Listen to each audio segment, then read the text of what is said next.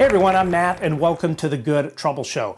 You may have heard in the news about a Pentagon whistleblower, David Grusch. So, who is David Grusch? I was an intel officer for the U.S. for 14 years. My last position, which I left in April of 2023, I co-led the UAP portfolio for the National Geospatial Intelligence Agency, and some of the highest officials within the Department of Defense and Intelligence community used to call on me to advise them on some of the hardest target sets that the country had. That was David Grusch on Sunday's News Nation special. Grusch co-led the UAP portfolio for the National Geospatial Intelligence Agency.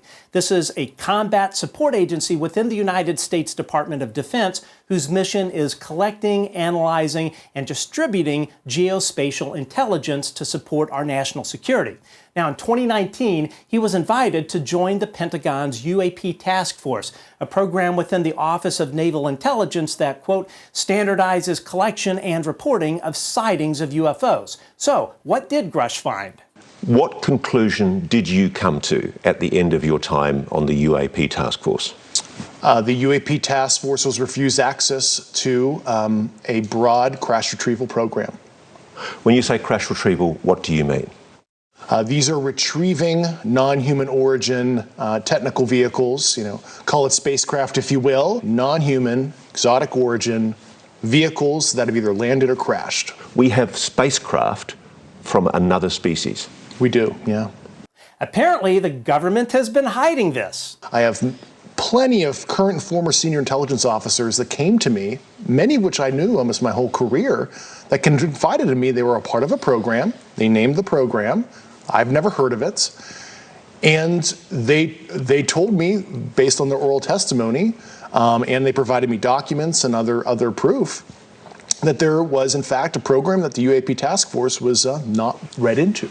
In 2022, Grusch filed whistleblower complaints, one with the DoD IG, or the Department of Defense Inspector General, and another with the IGIC, or the Office of the Intelligence Community Inspector General. I mean, we know the freaking government loves these acronyms.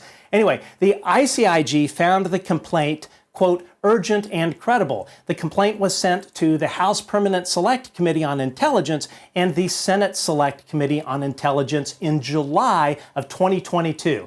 That's right, almost a year ago. So the real question is, what did Congress know and when? Now, most people are unaware that David Grusch testified in a SCIF, in a classified setting with both intelligence committees. What we are about to tell you is not public knowledge. Multiple sources confirmed that David Grusch's congressional testimony occurred in December 2022 at the top secret, sensitive, compartmented information level. On the House Permanent Select Committee on Intelligence, while no congressman attended the briefing, over 20 congressional staffers, committee lawyers, Grusch, and the Inspector General representative were present. With their classified laptops, these staffers took notes while David Grusch testified for 4 hours. 4 hours, think about that. Now, things were different at the Senate Select Committee on Intelligence, and this is important. Grusch testified for over 8 hours. Who was in the room for Grusch's 8-hour testimony in December? Grusch, the Inspector General representative, a court reporter, and 2 committee lawyers. That's it. 5 people. Where were the Senate staffers? They were not permitted to attend. Think about it. On the House side, you had over 20 people in a SCIF, and on the Senate side, 5.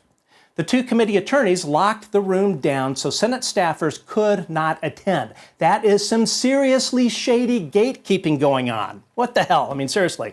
Now, maybe having only committee attorneys present is a method of protecting the senators and their staff. I'm sure it gives them some form of plausible deniability. But with a case of this magnitude, a case with information classified at the top secret SCI level, a case where the whistleblower has been the recipient of administrative terrorism and witness intimidation by the Pentagon and intelligence community, a case where the Inspector General has classified the case as urgent and credible, and the Senate decides to send 2 lawyers and that's it? It's ridiculous.